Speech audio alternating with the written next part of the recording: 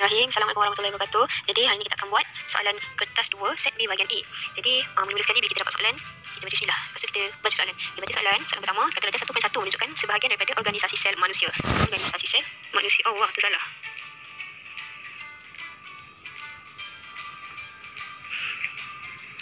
Okay. Lepas tu kita ada dibagi stimulus gambar rajah. Dulu kita kena pasti dulu gambar rajah tu. Okey. Kita tengok dia. Organ R. Ini macam gambar perut, so kita boleh label perut. Besarnya kita apa. Lepas tu ada usus besar. Lepas tu yang di zoom kat sini usus kecil. Iaitu usus kecil. Jadi dekat sini di zoom dia tunjuk satu tisu, kumpulan tisu P. Kita tengok ni macam ada uzuran-uzuran. Tisu ada 4 jenis tisu, iaitu tisu epitelium, tisu otot, tisu saraf, tisu penghubung. Jadi dekat sini bentuk macam ni bukan tisu saraf. Okey, tisu penghubung pun bukan. Jadi kata tisu otot bentuknya lain. Jadi dekat sini ditunjukkan ialah tisu epitelium. Jadi tisu P ni ialah tisu epitelium. Tisu epitelium. Kalau sini tisu epitelium, sini sel epitelium. So kita dah boleh tulis jawapannya. Sel epitelium. Okey.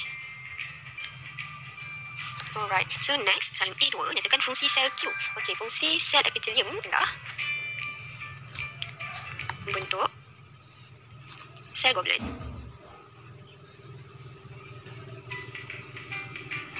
Yang merembeskan nukleus ke dalam saluran pencernaan. Okey, macam besar sikit tapi tak apa. Okey, seterusnya soalan A3. Saya kata terangkan bagaimana organ R terbentuk. Organ R apa tadi? Iaitu perut. Macam mana organ R iaitu perut terbentuk? Jadi R terbentuk. Okey, jadi organ. Jadi ketika sebelum tu, so kita nak jawab, kita ingat balik macam mana proses nak terbentuknya organ. Ni itu stoso. Iaitu daripada stoso. Stoso stand for S ialah cell. Okay, tulis cell, T untuk tissue, O organ, S sistem dan O yang terakhir adalah organisme. Jadi dia suruh kita terangkan macam mana organ R terbentuk. Organ. Jadi organ R terbentuk. Okay, jadi ini jawapannya. Kita terangkan macam mana organ terbentuk. Jadi organ R terbentuk apabila dua atau lebih tissue yang berlainan bergabung bersama untuk menjalankan suatu fungsi khusus. Right, next question is. Okey, seterusnya B1. Namakan satu organel yang banyak terdapat di dalam sel Q. Namakan satu organel yang banyak terdapat dalam sel Q.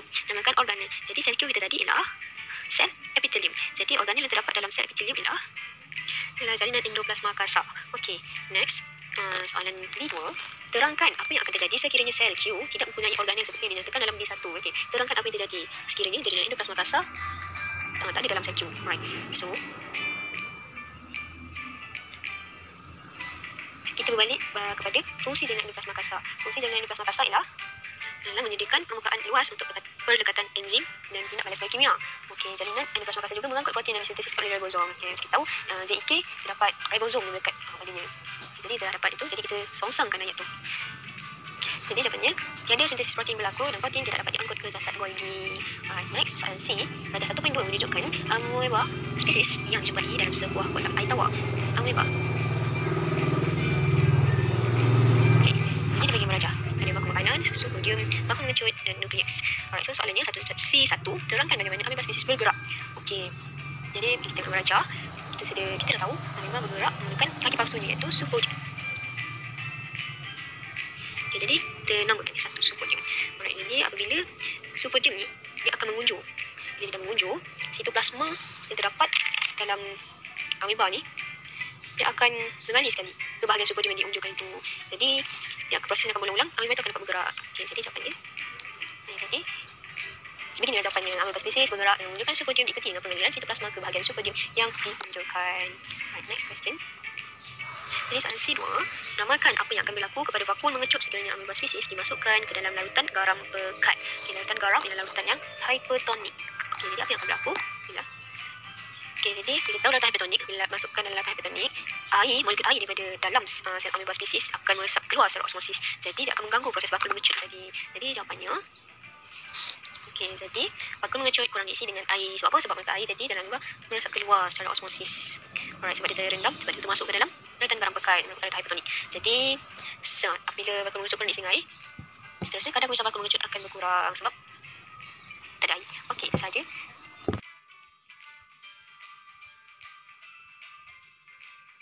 Soalan nombor 2. Okey, soalan nombor 2 ni Okay, 2x1 kita tanya pada darjah 2/1 labelkan X dan Y. Okay, X ni berada dalam interfasa. So, seperti yang kita tahu dalam interfasa ada 3 proses iaitu J1, fasa S dan J2. Okay, so dekat dalam darjah ni dah bagi J1 dan J2. So, X adalah fasa S. Okay, seterusnya adalah selepas berlaku interfasa akan berlakunya mitosis. Okay, dalam proses mitosis ada 4 proses iaitu profasa, metafasa, anafasa dan telofasa. So, selepas berlakunya telofasa akan berlakunya pembahagian sitoplasma. So, pembahagian sitoplasma itu dinamakan sitokinesi. Seterusnya adalah huraikan apa yang berlaku semasa X. X tadi adalah fasa S. Okay. So, apa yang berlaku semasa fasa S adalah sintesis DNA berlaku. DNA akan direplikasikan dan setiap kromosom mengandungi 2 kromatik yang seiras yang bercantum di sentroma. Seterusnya adalah darjah 2.2a menunjukkan keratan rentas memanjang suatu hujung akar. So, soalan dia, darjah 2.2b menunjukkan satu proses yang berlaku dalam zon K, terangkan kepentingan proses ini. Okay. Zon K ni adalah dia berada pada hujung akar. So, hujung akar berlakunya pembahagian sel. Okay. Kepentingan proses ini adalah untuk membenarkan pertumbuhan akar dan membolehkan pembentukan 2 sel anak yang seiras yang mempunyai bilangan kromosom yang sama. Seterusnya, seorang peladang mahu menghasilkan pokok pisang dalam jumlah yang banyak dalam masa yang singkat untuk tujuan komersial. Kita tanya nyatakan teknik yang boleh digunakan untuk menghasilkan pokok pisang dalam jumlah yang banyak dalam masa yang singkat dan huraikan macam mana teknik itu berlaku. Teknik yang kita boleh gunakan adalah dengan menggunakan teknik kultur tisu. Teknik ini akan melibatkan pemindahan sel atau tisu daripada pokok pisang ke dalam medium kultur yang sesuai. Medium kultur ini juga akan membekalkan nutrien, hormon pertumbuhan yang mengoptimumkan dan menghasilkan pH yang sesuai. Proses ini juga diadakan dalam suhu yang terkawal untuk pertumbuhan yang optimum.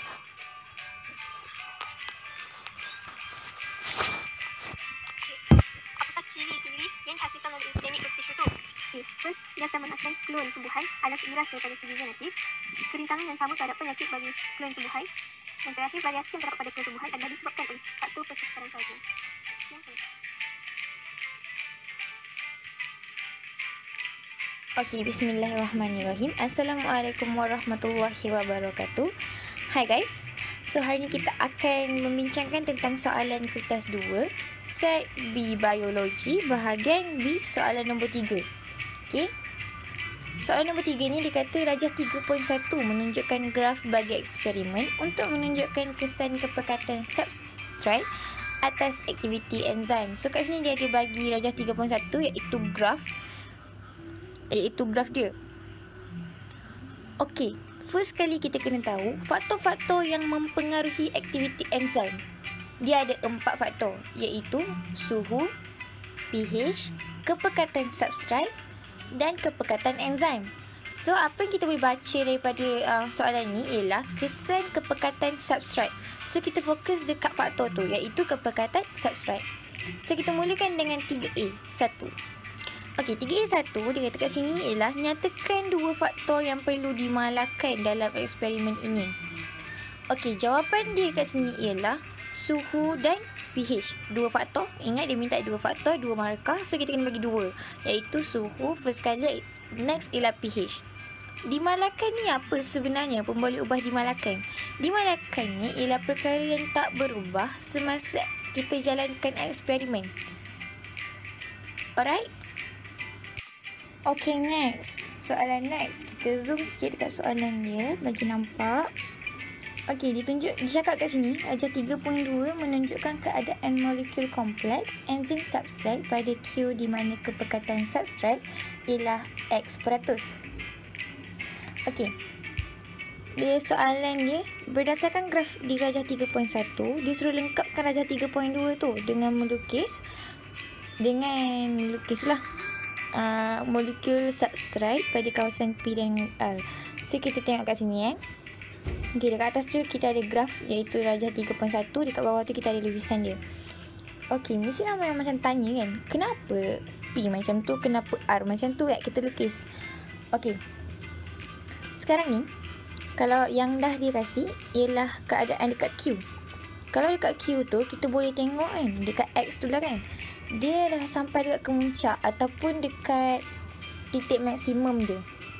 Maksud titik maksimum dia kat sini ialah apabila enzim dengan substrat tu dah dipenuhi. Enzim tu dah dipenuhi dengan substrat, semua substrat. Itu maksud dia ialah maksimum.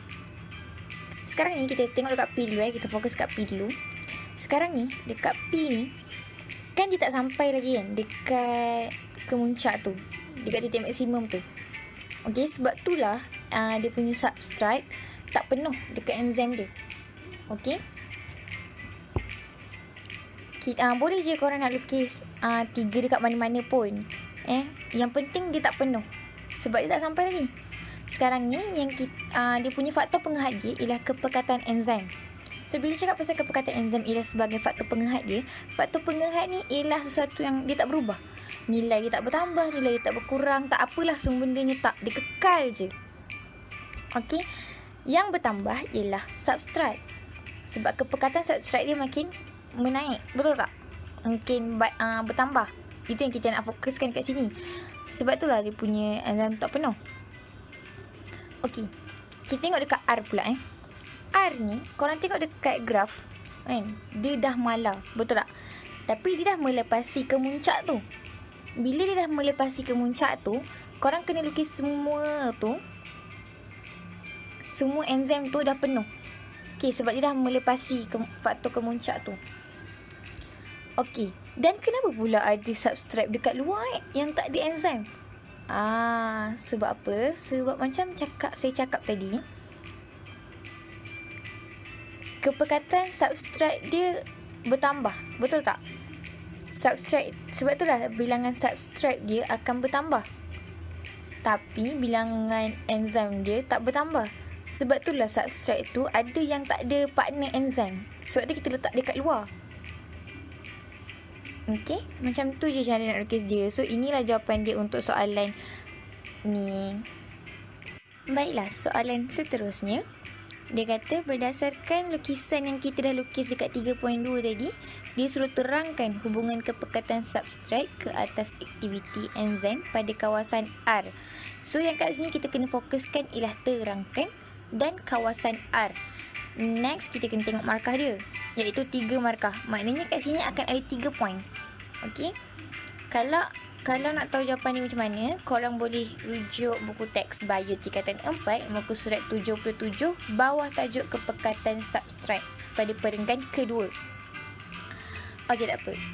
Saya bagi jawapan dia. Point first dia, kita kena cakap selepas mencapai kadar maksimum, semua tapak aktif molekul enzim telah diisi oleh substrate. Okey. Maksud dia kat sini, kadar maksimum tu dekat Q. Yang dekat X tadi tu, maknanya dia dekat kemuncak dia. Okey. So kita boleh tengok dekat Q kan semua dah diisi kan. Kan, betul tak? Okey. Itu point first dia. Point second dia, enzim dikatakan telah tepu dengan substrate. Dan kadar tindak balas enzim menjadi malar. Maksud dia tepu kat sini, maksud dia ayat ni lah, maksud point ni, kan R tadi kita ada 3 lebih kat luar, betul tak? Macam saya cakap tadi, enzim tu ialah faktor penghad. Maknanya dia tak berubah. Bilangan dia tak berubah, tak bertambah, tak berkurang. Yang bertambah ialah substrate. So enzim tu bila dah penuh dengan substrate, itulah maksudnya dah tepu. Enzim tu dah tepu dengan substrate. Maknanya enzim tu dah penuh dengan substrate. Sebab itulah ada 3 substrate dekat luar. Dekat luar yang tak ada enzim. Sebab enzim tu dia kekal, dia tak bertambah. Alright? Itu poin yang kedua. Poin yang ketiga, kepekatan enzim menjadi faktor penghad. Yang ni kita cakap tadi lah kan.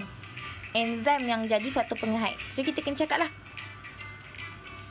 kepekatan enzim tu dia jadi faktor penghad dekat R.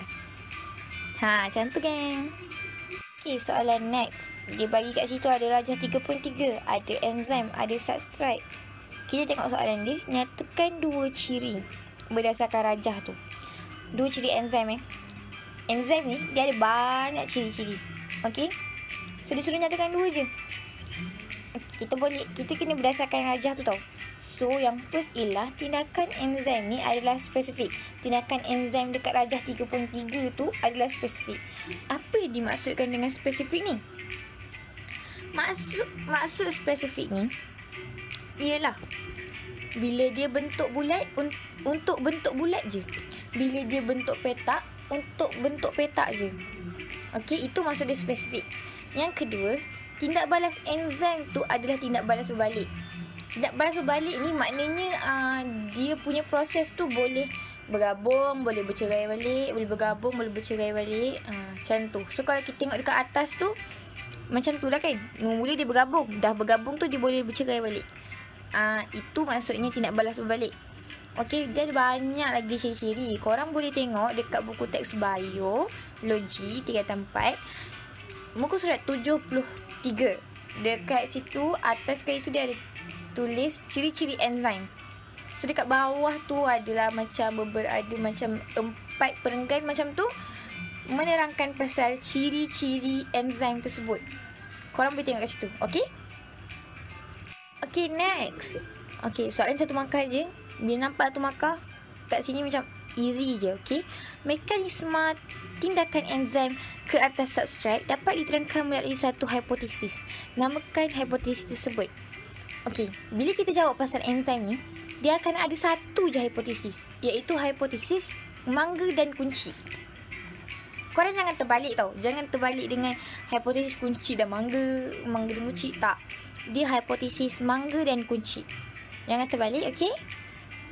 Ingat, dalam enzim kita ada belajar satu je hipotesis, iaitu mangga dan kunci.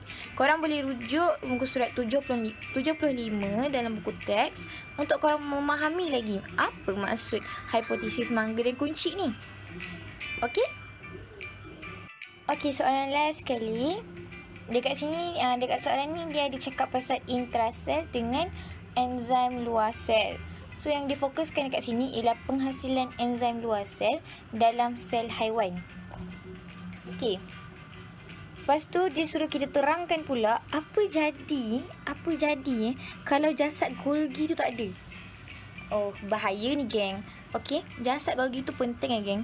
Jasad Golgi tu kalau dekat penghasilan enzim luar sel, jasad Golgi ni, dalam jasad Golgi ni protein tu dia akan diubah suai. Okey? So, point dia kat sini ialah bila cakap terangkan, maknanya dia akan lebih daripada satu point. First kali kita kena cakap pasal protein tak dapat diubah suai lah. Sebab bila jasad Golgi tak ada, protein tak dapat diubah suai. Betul? Right? Jadi, tiada penghasilan enzim untuk diangkut ke luar sel. Macam tu je geng, macam tu je. Senang kan?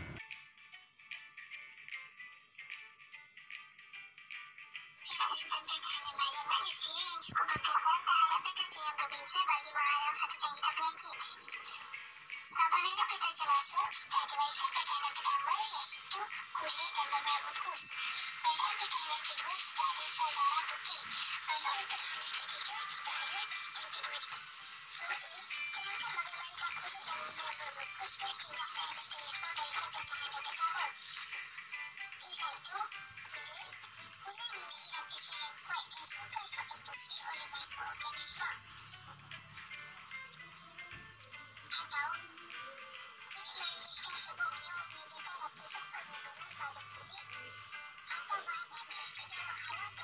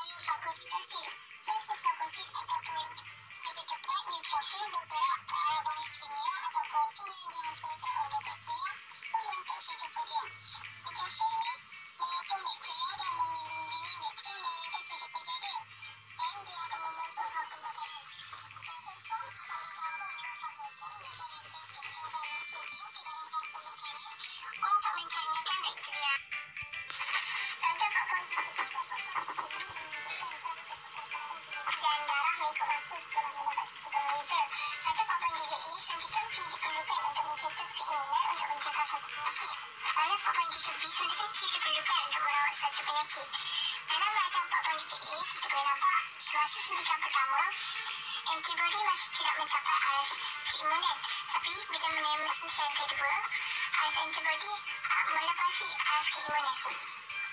Dalam rangka 43B pula, semasa suntikan pertama, aras antibodi terus melepasi aras keimunan. Lepas tu, dalam beberapa minggu, dia turun balik. Tapi selepas menerima suntikan yang kedua, aras antibodi melepasi aras keimunan semula dan turun balik selepas beberapa minggu. So, daripada situ, kita boleh tahu yang individu X ni dia menerima vaksin dan individu Y pula dia menerima suntikan antiserum. So, untuk jawapan nombor 1, namakan bahan yang disuntik ke dalam darah individu X dan Y, X adalah vaksin dan Y adalah suntikan antiserum. C2. Jelaskan perbezaan antara kepekatan antibodi dalam darah individu X dan Y selepas suntikan kedua. Untuk soalan ini, kita kena tahu apa nama suntikan tu dan apakah fungsi suntikan tersebut. So, untuk individu X, suntikan X menerima suntikan P, iaitu vaksin yang mengandungi patogen yang dilemahkan atau mati untuk merangsang limfosit untuk menghasilkan antibodi terhadap satu penyakit. Antibodi mampu membunuh patogen atau antigen. Sehingga aktif badan memerlukan suntikan untuk merangsang limfosit untuk menghasilkan lebih banyak antibodi dengan cepat. Kepekatan antibodi dalam badan akan dapat mencapai aras keimunan yang berkesan untuk memastikan tahap antibodi dalam badan adalah cukup untuk memberi perlindungan terhadap patogen. Untuk individu Y, suntikan Q ialah antiserum. Antibodi disentuh terus ke dalam darah badan dan bertindak balas dengan segera terhadap antibodi tertentu dalam badan untuk memberi perlindungan segera terhadap penyakit. Kepekatan antibodi meningkat serta-merta dan melebihi aras keimunan. Serum suntikan hanya boleh menghasilkan perlindungan bersifat sementara. Tahap antibodi akan menurun dengan cepat. Jenis perlindungan ini tidak boleh bertahan selama beberapa minggu atau bulan.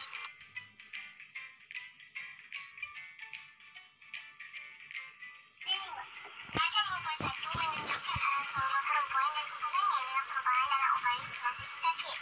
A. Berdasarkan graf darjah 51, namakan hormon P dan Q. So, based on rajah, dia bagi gambar kelenjar pituitari. So, alternatively kita tahu, kelenjar pituitari hanya meremiskan LH dan FSH. So, maka, dalam jawapan A, kita tak boleh masukkan estrogen dan progesteron. Berikan sebab jawapan anda untuk A1 dan A2. Untuk soalan yang meminta pelajar memberikan sebab atau alasan, pelajar perlu menyatakan fungsi hormon tersebut. Hormon P. Pada aktivitas, hormon ini bagi aras yang tinggi bagi merangsang keovulan. Hormon Q. Peningkatan aras bermula daripada hari pertama ke hari ketujuh untuk merangsang perkembangan bayi. Dengan menggunakan istilah yang diberikan, tulis urutan yang betul dalam sara kita haid yang lengkap. Untuk soalan ini, kita perlu tahu step by step. First, oogenin yang diplot akan mengalami pembesaran membentuk oosit primer. Oosit primer diselaputi sel folikel dan dikenali sebagai follicle primer. Next, oosit primer meneruskan proses meiosis membentuk oosit sekunder yang turut diselaputi oleh sel folikel dan dikenali sebagai follicle sekunder. Follicle sekunder membesar membentuk follicle graft. Setiap bulan, follicle graft akan meletus dan membebaskan oosit sekunder. Proses ini dikenali sebagai perovulan. Akhir sekali, tissue follicle yang tertinggal akan bertukar menjadi korpus luteum. 5.2 menunjukkan perkembangan prenatal bagi embrio manusia. Namakan dua bahan yang melintasi R daripada ibu kepada fetus. Antara bahan yang boleh melintasi R daripada darah ibu kepada fetus ialah air, asid amino, glukosa, nutrien, oksigen, antibodi, karbon dioksida, lipid, vitamin dan urea. Nyatakan satu perbezaan kandungan dalam R dengan kandungan darah fetus. R mempunyai kepekatan oksigen yang lebih tinggi berbanding darah fetus yang mempunyai kepekatan oksigen yang lebih rendah. Atau, kandungan bahan buangan seperti urea dan karbon dioksida lebih tinggi dalam darah fetus berbanding dalam R. F. R merosot dan menyebabkan keguguran. Terangkan pernyataan di atas. Untuk menjawab soalan ini, kita perlu tahu apakah fungsi R dan bagaimana keadaan R boleh menyebabkan keguguran. Jawapan, plasenta bertindak sebagai kelenjar endokrin yang meremiskan hormon estrogen dan progesteron. Hormon-hormon ini membantu mengekalkan ketebalan dinding endometrium sepanjang tempoh kehamilan. Jadi, sekiranya R merosot, maka aras progesteron yang rendah gagal menghalang pengecutan uterus. uterus yang disebabkan oleh hormon estrogen